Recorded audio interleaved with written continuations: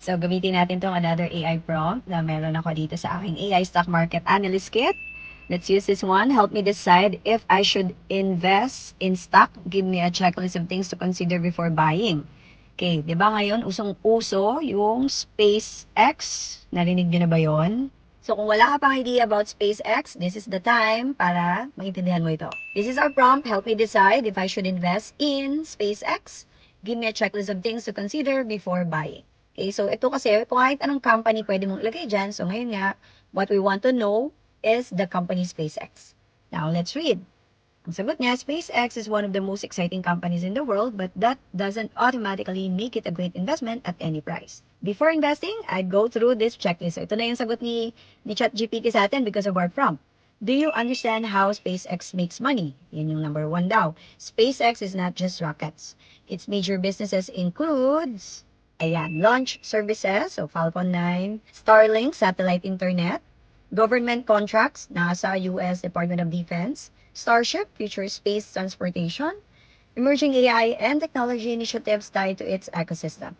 Now, ask yourself, can I explain SpaceX business model in 2 minutes? If not, learn more first. Ayan, no?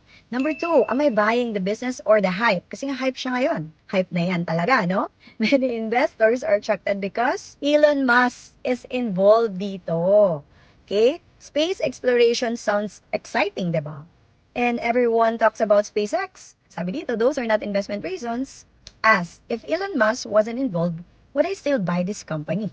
Okay, yeah, number 2 yan. Number 3, is the valuation reasonable? These may be the most important questions. Some recent estimates place SpaceX's valuation around 1.5 to 1.75 trillion, while some analysts believe fair value could be closer to $780 billion.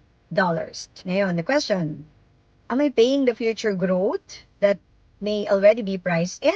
A great company can still be a poor investment if purchased at an excessive valuation. This is the true value or the intrinsic value of a company. Number 4, what is my time horizon? And number 5, how much of my portfolio would it be?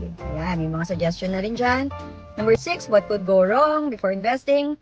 List yung mga risk. Ayan, basahin natin. Number 7, do I already own diversified investments? Very important yan. No, baka all-in ka dyan. Ayan, wala ka pa ng mga bagay na to.